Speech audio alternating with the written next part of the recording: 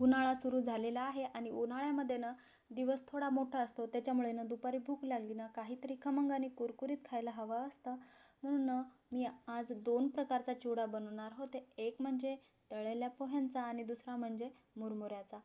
तर इथे मी थोडासा वेळ वाचवण्याचा प्रयत्न केला होता, कारण आपले 2 प्रकारचे जे चिवडे आहेत ना, एकच प्रकारचं दोन्ही चिवड्यांना साहित्य लागणार होतं. म्हणून इथे ना मी दोन्ही चिवडे एकाच वेळेस बनवायला घेतले होते. सगळ्यात अगोदर ना इथे आपल्याला तळलेल्या पोह्यांचा चिवडा बनवायसाठी ना तळलेले पोहे लागणार होते, म्हणून पोहे मी तळून घेतले. आणि याच्यासाठी ना आता पाहूया आपल्याला काय काय साहित्य लागणार आहे. इकडे 1 वाटी डाळवा घेतलेला आहे, 1 वाटी शेंगदाणे घेतलेले आहे, लसूण ठेचून घेतलेला आहे, हिरव्या मिरच्यांना कट करून घेतलेल्या आहेत, भरपूर असा कढीपत्ता घेतलेला आहे.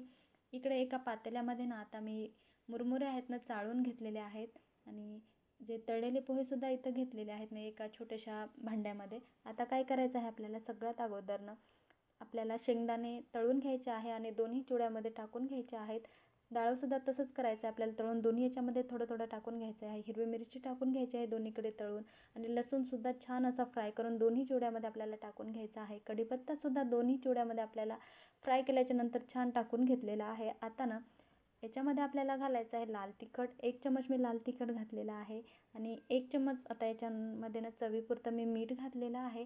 त्यासुद्धा चिवड्यामध्ये आपल्याला 1 चमच लाल तिखट आणि 1 चमच मीठ घातलेलं आहे. हळद घातलेली आहे आणि जिरं मोहऱ्याची ना फोडणी याच्यामध्ये आपण घातलेली आहे.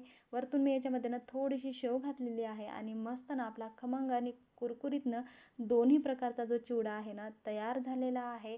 तुम्ही पण असा वेळ वाचून अशा प्रकारे चिवडा बनवता का? कमेंट करून नक्की सांगा. या मग आपला खमंग आणि कुरकुरीत असा चिवडा खायला भेटूयात पुढच्या व्हिडिओमध्ये. Bye bye.